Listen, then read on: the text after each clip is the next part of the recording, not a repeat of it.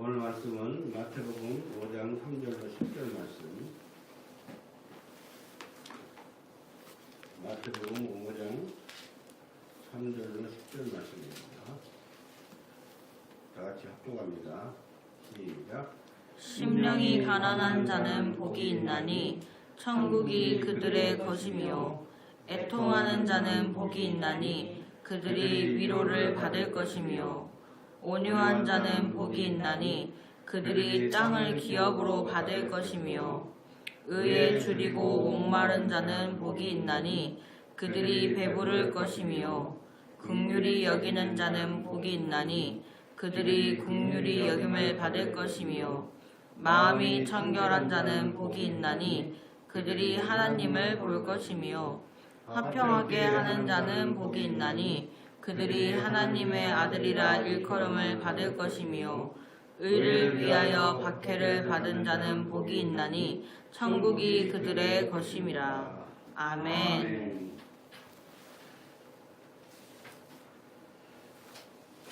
지난 연말부터 성탄절 예배, 그리고 주일 예배, 수요 예배 계속해서 예배를 드리다 보니까 그 예배를 드릴 때마다의 그 기쁨이라든가 환희가 계속해서 연결되는 것을 느끼게 됩니다. 오늘 또 며칠 전에 신년 예배, 송구 영신 예배를 드리는데 그때도 참으로 감사한 그런 예배를 드리면서 영적으로도 은혜가 충만했었는데, 또 바로 이어서 신년 감사 예배를 드리게 되니까 예배를 계속 드리는 그 맛이 이런 것이구나 하는 것을 느끼게 됩니다.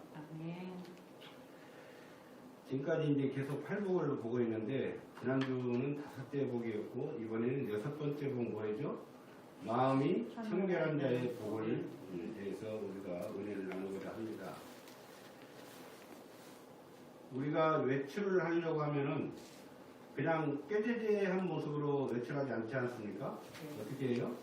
씻고 꾸미고 단장하고 또 머리도 만지고 또 화장품도 발라서 향기를 내고 뭐 이빨도 깨끗이 닦고 그렇게 준비를 해서 외출을 하게 됩니다. 간단한 외출에도 그러하신데 누군가 귀한 사람을 만난다. 아주 귀한 사람을 만난다 그러면 어떻게 하겠어요? 더 신경 써가지고 더 깨끗하게 단장을 해서 만나려고 하지 않겠습니까?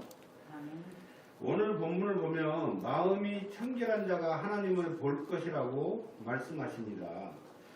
청결하다는 것은 뭐예요? 깨끗하다는 말과 같은 말로도 해석할 수가 있다는 것입니다. 하나님께서는 오늘 본문을 보니까 꼭 집어서 마음이 깨끗한 자, 청결한 자, 깨끗한 자가 하나님을 볼 것이라고 꼭 집어서 말씀을 하십니다. 마음이 깨끗한 자가, 마음이. 벌써 마음이 깨끗한 자라고 하면 뭐 상상이 많이 가죠. 어떤 모습에, 그런 모습에 서 있을 때 그 마음이 깨끗한 자의 모습이 머릿속으로 상상이 되지 않습니까? 내가 마음이 깨끗한 자가 돼야지 하나님을 볼 수가 있구나. 이걸 여러분들은 벌써 느낄 수가 있을 것입니다. 말씀에서. 우리는 언제나 남에게 보여지는 그런 육신의 외모에만 신경 써왔고, 남이 절대로 알 수 없는 나만의 비밀, 그죠? 절대로 내 속에 있는 걸 알 수가 없습니다. 내가 말하지 않고서는. 알 수 없다고 생각하는 그 나만의 비밀의 마음, 그 마음은 청결함을 유지하려고 하지 않고 오히려 감추고 나타내지 않으려고 애써 왔지 않은가. 자신을 돌아보게 됩니다. 저도 마찬가지고 모든 사람들이 다 그런 것 같아요. 자신의 치부를 드러내고 싶지 않아요. 치부라고 지금 말을 했는데, 치부를 드러내기 전에 어떻게 해요? 자신을 깨끗하게, 마음을 깨끗하게 해서 정말 깨끗한 영혼이 되기를 노력하는 것이 아니라 감추기만 급급했다는 것이죠. 누가 내 마음을 알까? 혹시 하나님은 모든 걸 아신다는데 정말 하나님이 내 속에 있는 그 은밀한 죄를 알고 계실까? 이렇게 생각할 수도 있다는 거예요. 지금까지 그런 마음의 신앙의 자세를 가지고 살아왔다는 것입니다. 청결이라면 청결, 맑을 청자에다가 깨끗할 결. 그러니까 맑고 깨끗하다는 말입니다. 청결이란 말은 헬라어로는 카타로스라고 합니다. 카타로스.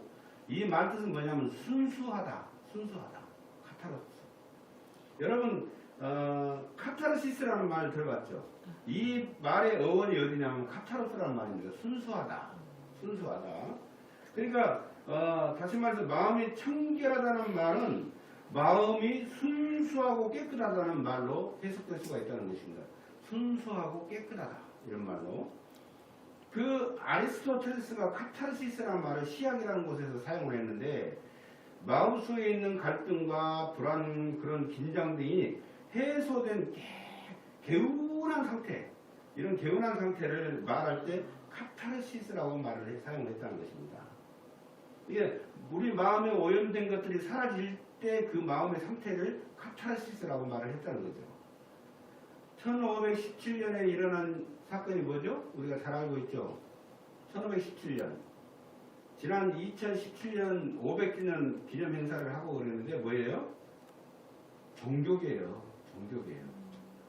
마틴 루터라는 사람이 종교개혁을 했는데 그 마틴 루터가 그 형식주의적인 그런 그 신앙의 관념 속에서 살다가 오직 로마의 교황청의 말이 하나님의 말을만 믿어왔던 그런 상태에 있었다가 나중에 본인이 신학을 하게 되고 공부를 하다 보니까 정말 하나님은 이렇게 살아계시는구나. 그 교황청에서 명령하는 그것이 하나님의 뜻이 아니고 이 성경 말씀 속에서 정말 하나님의 뜻을 발견할 수 있구나. 이걸 알게 된 거예요. 일반 서민들은 라틴어를 알지 못했기 때문에 이 성경이 라틴어로 기록되어 있어요. 그래서 유식한 사람들, 라틴어를 공부했던 그런 신부들만 알게 되어 있는 성경이었어요. 그런데 깊이 들어가서 보니까 하나님의 은혜를 체험하게 된 거예요.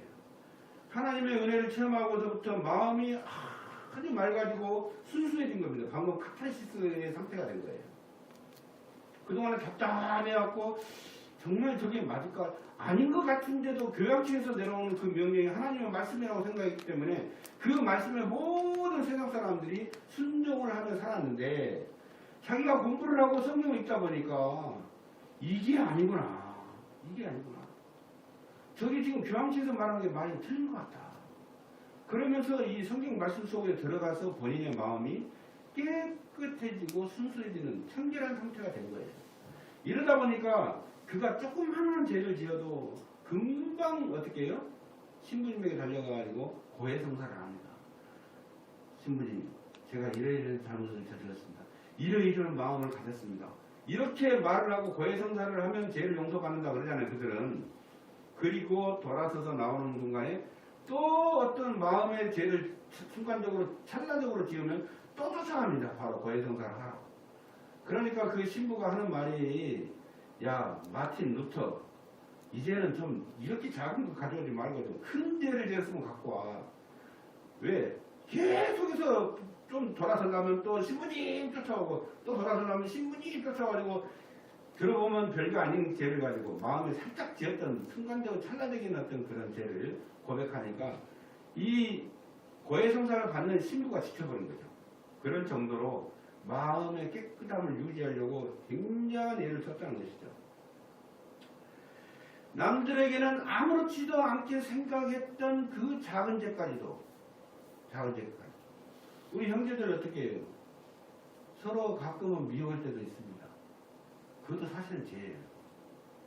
아내를 미워할 때가 있고 남편을 미워할 때가 있고 언니를 미워할 때가 있고 동생을 미워할 때가 있고 누나를 미워할 때가 있고 이게 순간적인 감정이지만 그것도 죄라는 것이죠. 이 마틴 루터는 그걸 죄로 여겼던 거예요. 죄로. 그러니까 이 아무렇지도 남들이 아무렇지도 않게 생각했던 작은 죄까지도 가책을 느끼는 그 루터가 로마 교황청에서 잘못 행한 95개 항목을 조목조목 지적을 해가지고 비텐베르그 성당 정문에다가 95개 조항을 붙여버린 거죠. 본인이 종교 개혁을 하려고 했던 게 아니에요. 하나님으로부터 명령받아서 자기가 종교개혁을 하려고 한 것이 아닙니다. 자기의 그 순수함과 깨끗함으로 인해서 잘못된 것이 눈에 보이기 시작했고 그것을 참을 수가 없는 그 의분에 의해서 비텐베르그 성당 정문에다가 그 자기가 지적한 그 글을 글로 적어가지고 95개 항목을 적어서 붙인 거예요. 그것을 봤던 많은 사람들이 지금까지 마음속에 의구심이 있었고 뭔가가 잘못돼 가고 있다는 것을 알고 있었던 그런 마음속에 갑자기 분출구가 되는 그런 항목이 딱 붙어버리니까 거기서 종교개혁, 농민이 일어나게 되고 종교개혁이 일어나기 시작한 것입니다. 그로 인해서 프로테스탄트라는 뜻은 뭐예요? 개신교라는 뜻입니다. 지금의 우리가 우리 기독교가 뭐예요? 개신교입니다. 개신교가 탄생되게 된 것입니다. 이 청결한 마음은 모든 종교가 추구하는 이상입니다. 우리 기독교에서 개신교에서만 추구하는 이상이 아니라 모든 종교라고 말하는 모든 종교들이 이 청결을 그 슬로건으로 걸고 청결의 도에 이르기까지 계속 수행을 하는데 보니까 어떻게 힌두교 여러분 잘 아시잖아요. 힌두교는 뭐래요? 요가를 통해 가지고 요가를 하면서 명상을 통해서 정신과 마음을 맑게 하려고 한다는 것이죠. 지금도 많은 서양 사람들이 지금도 하고 있습니다. 또 불교는 뭐예요? 참선을 통해서 마음을 닦습니다. 도교는 뭐예요? 수련을 통해서 어떻게 해요? 마음을 중화하려고 한다는 것이죠. 유교는 자기를 닦는 거예요. 수신제가 치국평천하는 말이죠. 자기를 다스린다는 거예요. 수신을 통해서 정신과 마음을 맑게 하려고 합니다. 모두가 마음을 청결하게 하고 정화하려고 한다는 것이죠. 모든 종교들이. 그러나 이 모든 종교가 정신수양으로 자신의 마음을 깨끗이 하는 데서 그치는 거예요. 그냥 자신의 마음만 정신수양으로 끝나는 거예요. 정결하게 하는 것. 그치지만 기독교에서는 기독교에서 하나님께서 믿는 모든 성도들에게 마음의 청결함을 가져야만 누구를 만날 수 있다? 하나님을 만날 수 있다고 말씀하시는 것입니다. 다시 말해서 정신수양으로 끝나는 청결함이 아니라 하나님을 볼 수 있는 조건이 바로 마음의 청결함이라는 것입니다. 마음이 깨끗하지 않으면 하나님을 볼 수가 없다는 것입니다. 그러니까 자기를 다스리기 위해서 마음을 청결한 게 아니라 어떻게 해요? 하나님을 뵙기 위해서, 보기 위해서. 그래서 마음의 청결함을 가지라는 것입니다. 성도들은 자신의 시간과 몸을 바쳐서 명상이나 참선이나 수련이나 수신을 하지 않습니다. 여러분들은 명상에 빠져 있고 또 뭐 참선을 한 적이 있습니까? 아니면 뭐 어떻게 수련을 합니까? 마음을 청결함을 유지하기 위해서? 그렇지 않습니다. 우리는 어떻게 해요? 다만 하나님 앞에 나와서 기도하면서 하나님의 뜻을 구하고 하나님께서 자신을 붙잡아 주시고 인도해 달라며 세상 것으로 채워져 있는 마음속의 여러 가지를 제거하고 깨끗하고 순수한 마음으로 하나님 앞으로 나가기를 우리는 힘쓰는 것이라는 것이죠. 어떻게 함으로써? 기도함으로써. 우리는 참선이나 뭐 이런 거 하지 않아요. 그러나 어떻게 해요? 기도합니다. 하나님 앞에. 하나님, 제가 제 속에 너무너무 더러운 것들이 많이 채워져 있는데 저를 깨끗하게 청소해 주세요. 내가 할 수 있습니까? 내가 청소합니까? 우리는 누구에게 부탁을 해요? 하나님께. 그러니까 다른 종교하고 다른 그 종교라고 말하는 그런 것들하고는 틀린 것이 자기 스스로 자기를 청결하게 하려고 노력을 하지만 우리는 그렇지 않아요. 우리는 스스로 청결하게 유지할 수가 없습니다. 누구로 인해서? 방금 말했던 성령 하나님의 능력으로, 성령 하나님의 긍휼하심으로 우리 일을 깨끗하게 해주실 수 있다는 것이에요. 그래서 우리는 하나님 앞에 나와서 기도를 하는 것입니다. 여러분 초심이라는 말 들어봤죠? 초심. 네. 처음처럼. 초심은 옛날 처음 가졌던 마음으로 돌아가자. 초심으로 돌아가자 하는 말이 있습니다. 처음처럼이라는 말이 있죠. 어디서 많이 들어본 이런 것 같은데. 그죠? 처음이라는 이 말 뜻이 모두 처음에는 뭐예요? 순수하고 설레임이 있었다는 것이죠. 처음에는 누구나 마음이 백지장처럼 순수하고 깨끗했습니다. 목사나 장로나 권사나 집사님들이 모두가 처음에는 이처럼 깨끗하고 순수했다는 것이에요. 제가 장로 임직을 받을 때 참 장로하면서 저 머리에 안수를 하는 목사님들이 안수를 하는데 무릎을 꿇고 안수를 받을 때 눈물이 나더라고요. 나같이 부족한 사람은 세상에 하나님이 장로로 선거해요. 그런데 그때뿐이었어요. 진짜 사람은 저만 그런가? 저만 그런가 모르겠어요. 장로된 지 얼마 안 돼가지고 이 속에 돌아보니까 나는 정의를 부르짖는다고 했지만 내 속에는 뭐가 있었어요? 교만했어요. 모든 사람들이 장로님 다른 교회 가도 목사님들도 나한테 장로님 공경을 하니까 야 장로 될만하네. 올라오는 거예요. 교만이. 그래서 그때는 처음에는 그러지 않으려고 했었죠. 그런데 점점 지시하는 입장으로 가버리더라고요. 교만하고 순수하지 못해요. 처음에는 이처럼 깨끗하고 순수했다는 것이죠. 예수님을 우리가 처음 만났을 때 그 첫사랑, 그 떨리는 첫사랑의 기쁨, 여러분 그 첫사랑의 기쁨과 충만함을 지금도 유지하고 계십니까? 기억하고 계십니까? 고개를 흔드시는데 그 진짜 마음이에요. 그렇죠? 그런데 가끔 그래도 하나님 은혜로 어떻게 해요? 첫사랑이 다시 회복될 때가 있습니다. 많은 사람들이 시간이 조금 지나면 처음 사랑을 잃어버린다는 것이죠. 모든 설레임과 깨끗함이 점점 사라지게 되고 믿음 생활이 점점 습관화되면서 마음에 때가 끼고 빛이 바래져 버린다는 거예요. 그래서 제가 장로되고 나서 항상 하나님 앞에 울면서 기도할 때가 무슨 기도의 내용이냐면 하나님 저를 이렇게 되려면 왜 저를 장로를 시키셨습니까? 저는 너무너무 지금 현재 타락한 상태로 되어 있습니다. 차라리 집사일 때가 너무너무 행복했습니다.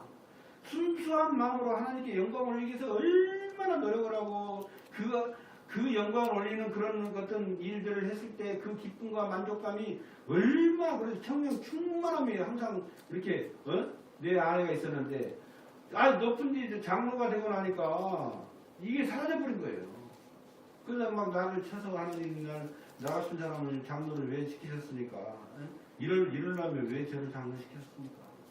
저는 지금 현재 상태가 너무너무 안 좋습니다. 이렇게 고백한 적이 한두 번이 아니었어요.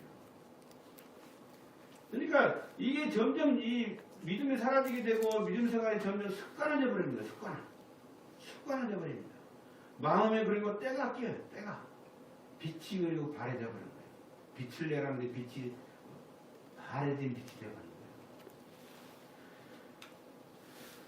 마태, 마가, 누가, 요한 이 복음서를 사복음서라고 말합니다. 이 사복음서를 보면 예수님께서 바리새인들을 무섭게 그리고 많이 책망하는 장면들이 나옵니다. 원래 하나님의 선민으로 자부하는 유대인들은 동쪽 그러니까 미디안 쪽이나 그 다음에 남쪽 애굽 쪽이나 위에 아시아 쪽 그리고 저 유럽 쪽에서 계속해서 여러 나라로부터 침략을 당해왔잖아요. 지난번에 우리 성경 공부할 때 말씀드렸잖아요. 샌드위치처럼 계속 사방팔방은 아니죠. 왜냐하면 서쪽에는 지중해가 있기 때문에 지중해에서 들어오는 사람들은 없어요. 그런데 동남북에서 이렇게 여러 나라로부터 침략을 당해오고 핍박을 받음으로써 외에서로부터 하나님을 믿는 그 순수 신앙을 지키기 위해서 그 유대인들 사이에서 여러 종파가 생기게 됩니다. 여러 종파. 여러분들 많이 들어봤을 것 같은데 율법을 지키는 깨끗하고 순수한 믿음을 주장하는 바리새파가 있었고 또 그 다음에 제사장이 주축이 되면서 외세 세력과 손을 잡고 유대인을 권력을 잡아서 유대인들을 통치했던 사두개파가 있었습니다. 그리고 세상과 완전하게 단절하고 한마디로 말해서 속세를 떠나서 광야로 나가서 그 동굴 속에 여러분 쿰란 동굴이라고 들어봤어요? 쿰란 동굴 그 안에서 성경책이 발견됐잖아요. 그 쿰란 동굴처럼 그런 동굴 속에서 지내면서 오직 자신을 절제하고 자신을 쳐서 하나님의 도만을 추구하는 에세레파가 있다는 거예요. 에센파라기도 하고 에센파라고 합니다. 그리고 찬란했던 이스라엘을 꿈꾸면서 나라를 다시 되찾겠다고 의분에 일어나는 사람들, 혁명을 일으키는 그런 열심당원들이 있었습니다. 열심당원들. 가룟 유다가 열심당원이었다고 말하잖아요. 그러죠? 그 중에 바리새파는 권력만을 추구하면서 백성들의, 여러분 잘 들어보세요. 바리새파에 대해서 이야기하는 거예요. 사복음서에서 어떻게 해요? 예수님이 바리새파를 많이 책망하셨다 그러잖아요. 이 바리새파는 어떻게 해요? 그 권력만을 추구하는 백성들을 위해서 군림하는 제사장파의 사두개인들과 달리 이 유대인들에게 하나님의 순수 율법만을 가르치며 부활이 없다는 사두개인들과 달리 그 부활을 주장했다는 부활이 있습니까 없습니까? 그렇게 부활을 주장을 했고 백성들과 친화적인 정책을 쓰므로써 백성들이 가장 존경하며 따랐던 사람들이 바로 바리새인들이에요.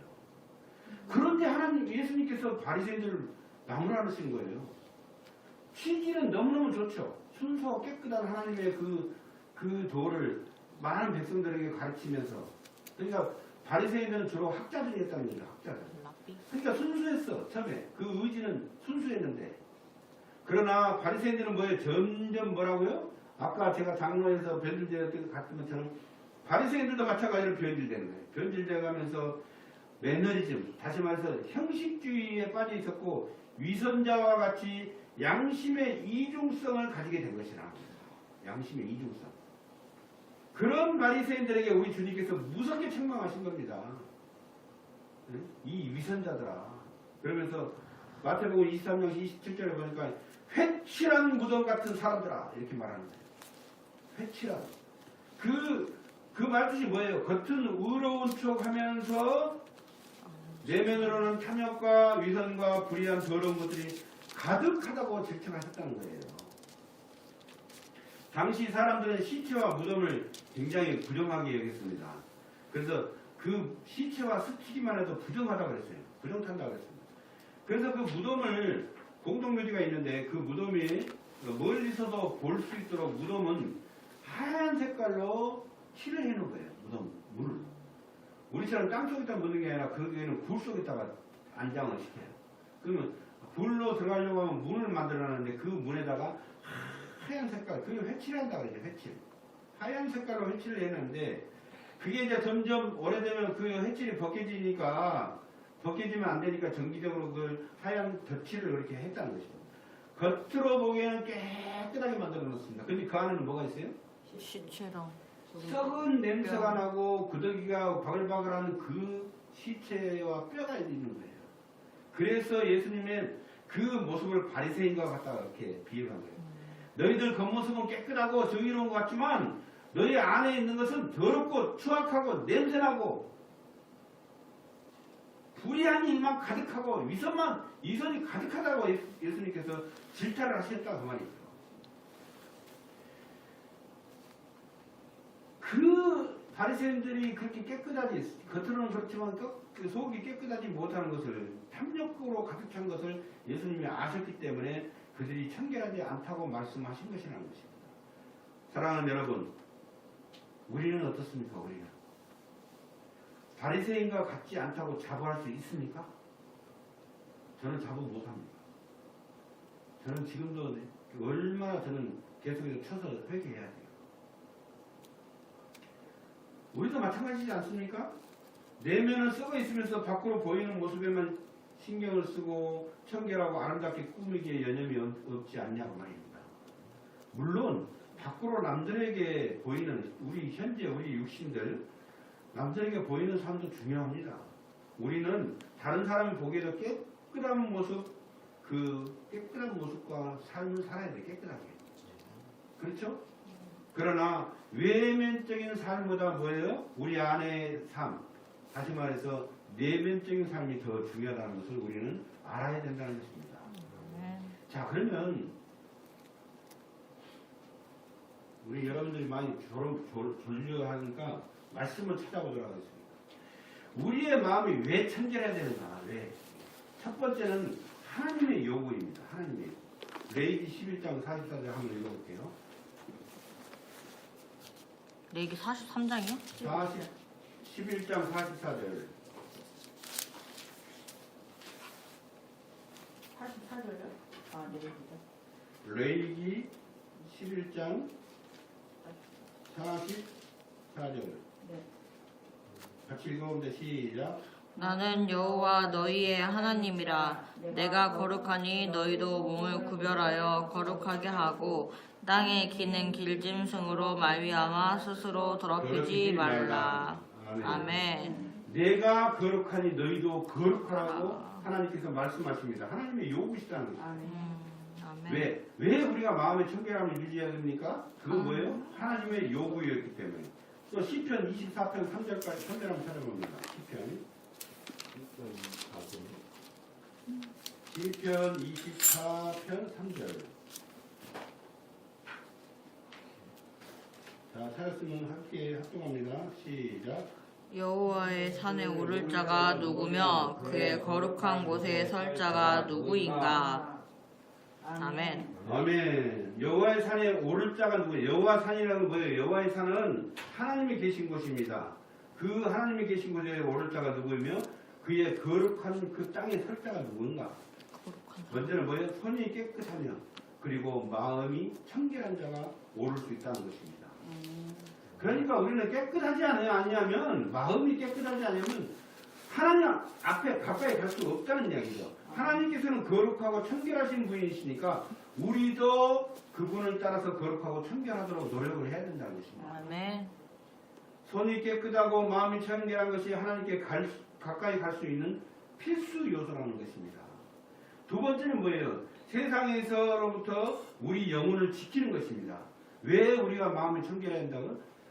첫 번째는 하나님이 오고 두 번째는 세상으로부터 우리 영혼을 지키기 위해서예요. 야고보서 1장 27절에 보니까 자기를 지켜 세속에 물들지 않게 하라는 것이죠. 자기를 지켜서. 그렇게 말씀하시죠. 우리에게는 영적 훈련이 필요합니다. 경건의 연습도 필요합니다. 세상이 다 검은데 나만 이게 살려고 하면 참으로 힘듭니다. 밖에 나가면 온통 검은 세상이에요. 검은 세상인데 그 검은 세상에서 내가 순수하고 청결하게 깨끗하게 살려고 하면 굉장히 힘들다는 것이죠. 그래서 지금은 나를 비우는 것이 필요합니다. 나를 비워야 돼요. 내 안에 있는 그 더러운 것들을 다 비우려고 내려놓으려고 열심히 다해서 하나님 앞에 무릎을 꿇어야 된다는 것입니다. 매일매일 우리가 유리창을 닦듯이 마음을 닦는 영적 훈련을 우리는 해야 된다는 것입니다. 그리고 세 번째는 뭐예요? 하나님과의 교제를 위해서 우리가 마음을 청결하게 해야 된다는 것입니다. 세상에는 하나님과 우리와의 관계를 방해하는 것들이 얼마나 많은지 모릅니다. 그 중에서 우리와 안에 있는 악의 뿌리, 이 악의 뿌리가 가장 크게 방해를 합니다. 하나님과 교제를 하는데 가장 방해하는 게 뭐라고요? 내 안에 있는 악의 뿌리가 가장 크게 방해를 한다는 것이죠. 탐욕과 시기와 이성과 교만과 자기 자랑들이 가득 차 있는 내 안에 있는 것. 이것을 비워야 된다는 것이죠. 이것들이 하나님과의 관계를 멀어지게 하는 것입니다. 이것들을 내 안에 가지고서는 절대로 하나님과 가까워질 수가 없습니다. 더더욱 하나님이 계시는 천국에는 갈 수가 없습니다. 그래서 우리 주 예수님께서 우리 마음의 청결함을 유지해라. 그렇게 요구를 하신 것입니다. 우리가 깨끗하지 않으면 하나님께로 갈 수가 없다니까요. 입으로만 주여 주여 하는 자, 마태복음에도 하나님 예수님이 말씀하셨잖아요. 주여 주여 하는 자마다 천국에 갈 수 없다. 나는 도대체 너희들이 누군지를 모른다. 예수님 이름으로 기적을 행하고 귀신을 쫓아내는데도 예수님을 니는 모른다는 거예요. 놀라운 일이지 않습니까? 그래서 우리는 항상 마음, 내 안에 내 자아가 자리 잡고 내가 했다. 그리고 더러운 것들, 욕심들이 다 내 안에 차여 있으면 절대 예수님을 만날 수가 없습니다. 하나님을 볼 수가 없습니다.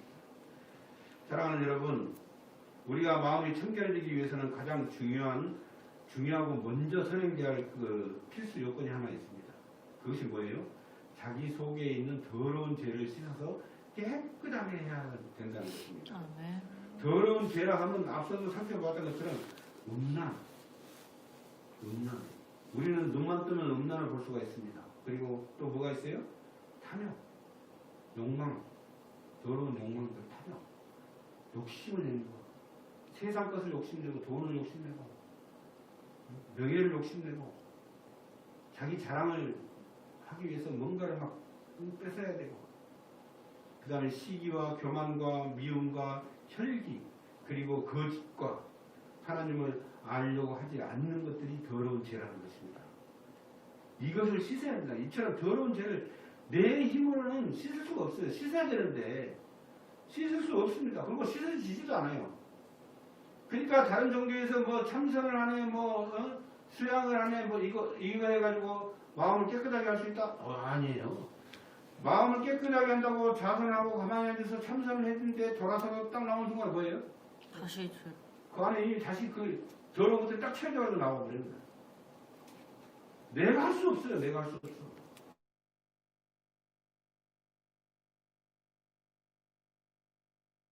능력 주시는 자 안에서 내가 모든 것을 할 수 있다. 라고 말씀하셨다는 거예요. 하나님께서 힘을 주셔야만이 더러운 죄를 씻겨진다는 것입니다. 요한일서 1장 7절 말씀을 보니까 오직 예수 그리스도의 피로만 씻을 수 있다는 것입니다. 그것을 우리가 믿어야 된다는 것입니다. 우리가 스스로 죄를 정결하게 씻을 수 없기에 하나님께서 독생자이신 예수 그리스도를 우리의 죄를 씻기기 위해서 대속제물로 희생하셨고 어떻게 했어요? 그로 인해서 예수 그리스도를 믿는 자마다 죄에서 깨끗이 씻겨 자유롭게 된다는 것입니다. 하나님께서 우리가 청결한 삶을 살기를 원하십니다. 죄로부터 우리 영혼을 지키기 위해서는 청결해야 됩니다. 하지만 우리는 언제나 청결에서 벗어나서 실수를 하게 됩니다. 하나님께서 나의 종이라고 불렸던 다윗도 밧세바로 인해서 죄를 지었고 그러나 통에 잡아가였고 베드로도 예수님을 3번이나 부른다고 부인했는데도 불구하고 닭이 올 때 예수님 말씀이 생각나서 밖으로 나가서 심히 통곡하면서 회개를 했다는 것입니다. 바리새인은 스스로 깨끗하다고 자기가 그렇게 말을 하고 다녔기 때문에 예수님께서 질책을 하신 것입니다. 그러나 반면 세리 있잖아요. 세리는 스스로 죄인임을 고백하고 자기를 터쳐서 통에 잡아고 했기 때문에 우리 주님께서 의롭다 하심을 받았다는 것입니다. 우리는 약하고 불완전합니다. 언제든지 죄를 지을 수 있습니다. 하지만 날마다 우리는 스스로 정결하기 위해서 노력을 해야 됩니다. 마태복음 16장 24절에 보니까 누구든지 나를 따라오려거든 자기 십자가를 지고 나를 따르라고 말씀하십니다. 왜냐하면 세상 죄의 유혹이 이렇게 만연한 이 세상에서 마음이 청결해지기가 너무너무 힘들고 어렵기 때문에 그 힘들고 어려운 정도가 어느 정도냐, 예수님이 지시고 가신 그 십자가의 그 길을 가는 결단으로 그 주님의 그 길을 따라가야 된다는 것입니다. 그 정도로 힘들어요. 이 마음을 청결함을 유지해야 됩니다. 우리는 우리 안에 있는 십자가를 지고 예수님이 가신 그 길을 따라가며 예수님처럼 청결한 자가 되어야 된다는 것입니다. 그 길을 인내하고 끝까지 가는 자가 하나님을 볼 수 있는 복, 천국을 소유할 수 있는 복을 받게 되는 것입니다. 아멘. 앞서 이야기했던 것처럼 외출하기 위해서는 누군가 또는 만나기 위해서는 어떻게 자신을 깨끗이 하고 아름답게 꾸미고 나가는데 하물며 천지 주제이신 하나님을 보러 가는데 더러운 마음으로 갈 수 있겠습니까? 안 됩니다. 우리의 욕망 덩어리 눈을 가지고는 절대로 하나님을 볼 수 없습니다. 만약에 욕망의 눈으로 다시 말해서 죄악된 눈으로 하나님을 볼 수 있다면 그분은 어찌 하나님이라고 말할 수 있겠느냐고 말이죠. 우리는 하나님 보려면 이 안에 더러운 죄악 가지고 못 간다니까요. 생후 19개월 때 고열로 인해서 청각과 시각 그리고 육신의 모든 눈이 닫혀버린 그런 또 세상의 소리를 듣지 못했던 사람 생각나는 사람이 있죠. 헬렌 켈러. 그 헬렌 켈러는 가정교사 설립안의 도움으로 인해서 말을 할 수 있게 된 거예요. 그녀가 대학을 다니면서 그 대학 중에 썼던 그 책이 뭐냐면 나의 생애라는 책이에요. 나의 생애. 그 책을 통해서 많은 사람들에게 감동과 희망을 주었습니다. 어느 날 그 기자가 헬렌 켈러에게 물어봅니다. 당신은 보지도 듣지도 못하니 얼마나 불편하고 답답합니까? 이렇게 물어봤어요.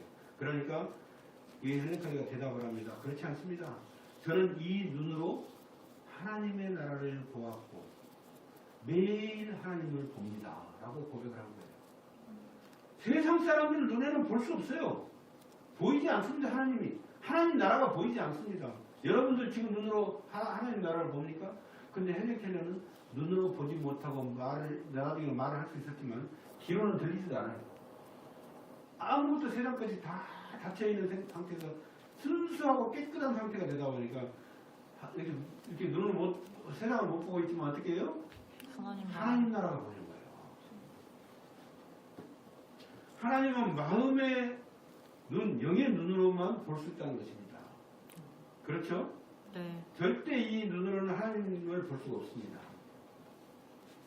그래서 마음이 청결한 사람이 하나님을 볼 것이라고 말씀하신 것입니다. 믿음을 가지고 그리스도인으로 살아간다는 것은 마음으로 영적인 눈으로 믿음의 안목으로 하나님을 보는 생활을 말하는 것입니다. 스데반도 사도행전 7장에 보니까 스데반 이야기 나오잖아요.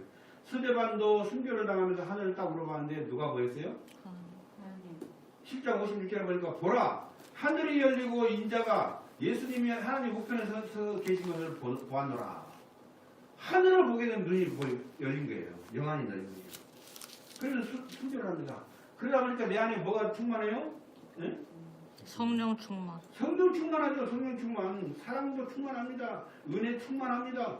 그 은혜 충만, 사랑 충만, 기쁨 충만으로 하늘을 바라보게 되고 그 사랑의 마음이 가득하여서 나에게 돌을 던지며 나를 죽이는 저자들 용서해달라고 기도를 하면서 순교를 당하지 않습니까? 그 스데반도 마음이 청결한 자의 복을 받아서 그렇게 하나님을 볼 수 있었다는 것입니다. 오늘 말씀을 듣는 모든 주의 권속들 하나님을 볼 수 있는 복을 소유하시기를 주 예수 그리스도의 이름으로 축원합니다. 아멘.